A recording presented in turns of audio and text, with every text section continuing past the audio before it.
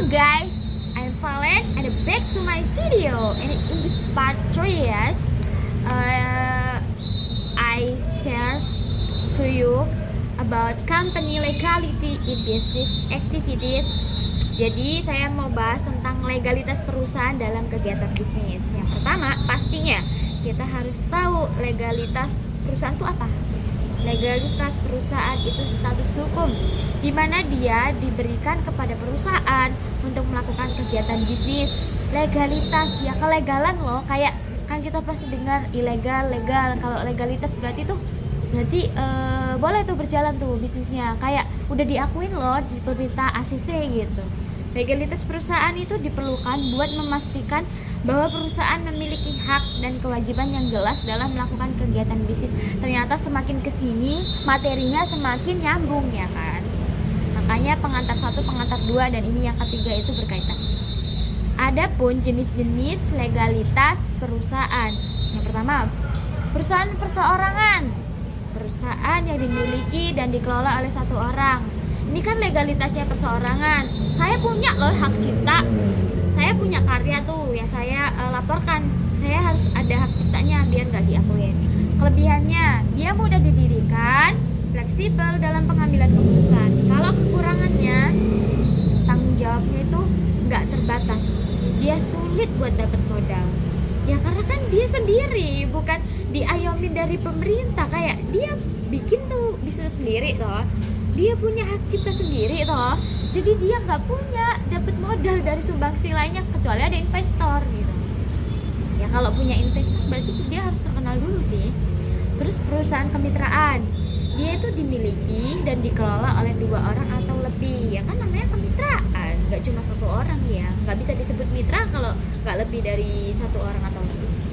Dia kelebihannya, dia mudah didirikan, dapat membagi tanggung jawab ya, karena nggak cuma 1 orang, bisa loh job desk-nya dibagi-bagi, diplot-plotin, karena pada intinya dia di perusahaan itu tuh mau mencapai tujuannya bersama gitu. Kalau kekurangan, tanggung jawabnya kan nggak terbatas kan, dia juga sulit untuk mendapatkan modal karena mencakup di mitra itu aja gitu.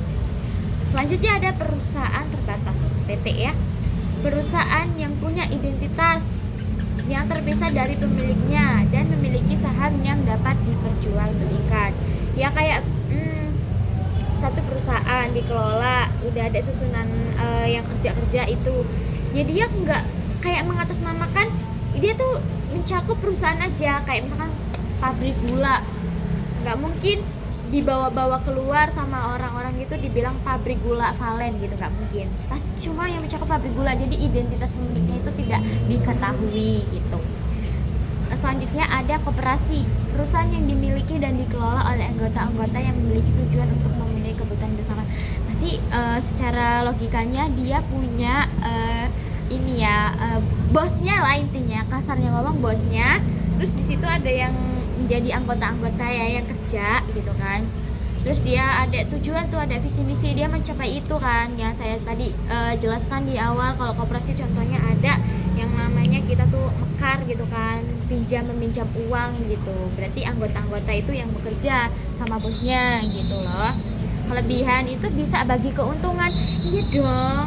Ya bosnya invest tuh, modal nih dikelola gitu. Terus yang kerja-kerja itu, yang sebagai anggota itu, yang terjun lapangan kan, ya hasilnya bagi 2 gitu. Kalau kekurangannya, dia sulit buat dapat modal karena dia harus patuh sama peraturan yang ketat gitu. Terus ada dokumen-dokumen yang diperlukan. Yang pertama, akta pendirian. Nah, dokumen itu tuh menyatakan pendirian perusahaan. Jadi legalitasnya tuh kelihatan gitu loh, kayak tahun berdiri, tujuannya, namanya mau di legalitas, jadi harus resmi.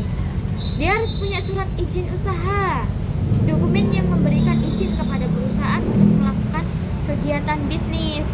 Nggak kamu ujuk-ujuk bangun perusahaan di situ ternyata kamu nggak punya surat izin, nggak menutup kemungkinan sewayah-wayah itu digusur karena nggak punya surat izin gitu.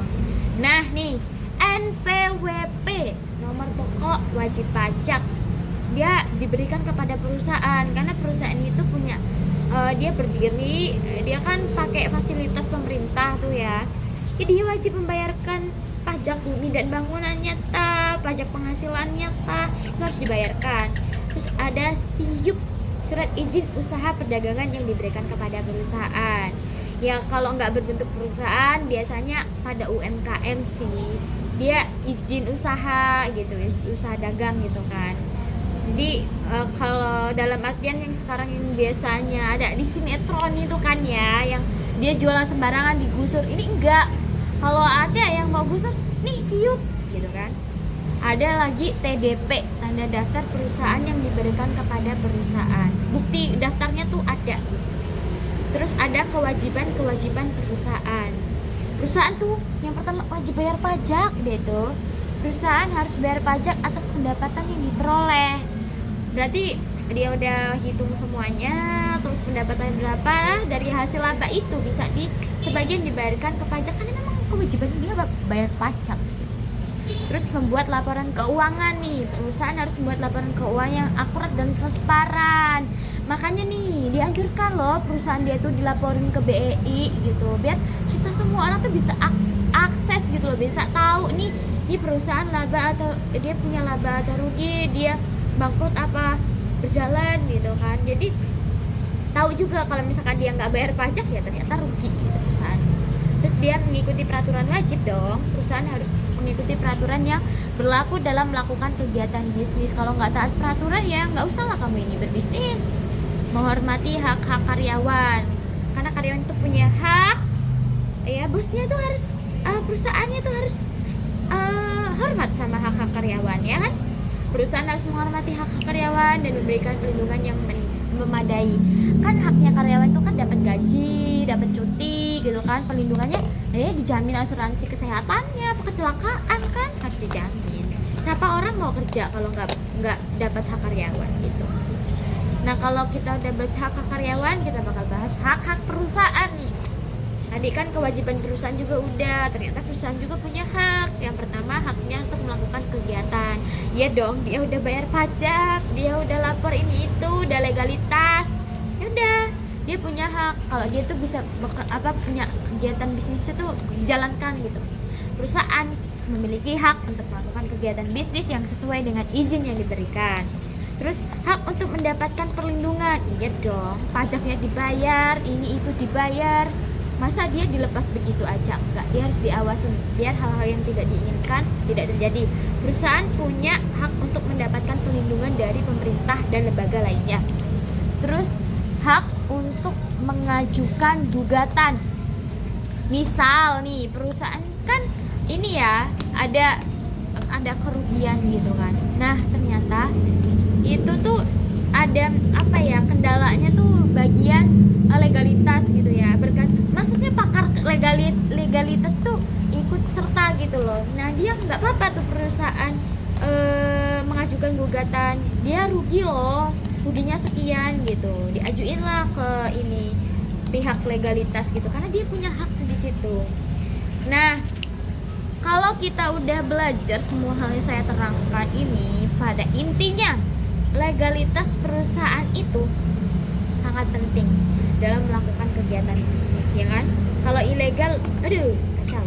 Siapa orang lah yang mau kayak bahkan ya mau ngelirik pun nggak sudi gitu loh, kayak mau investasi juga tuh takut karena bodong gitu loh. Terus perusahaan harus mematuhi peraturan yang berlaku dan memiliki dokumen-dokumen yang diperlukan untuk melakukan kegiatan bisnis kayak surat izin, surat pendaftaran gitu kan, biar ketahuan tuh kalau dia tuh ya terlegalitas gitu loh, ada legalisirnya. Maybe that's all. Thank you. Wassalamualaikum warahmatullahi wabarakatuh, and see you next video.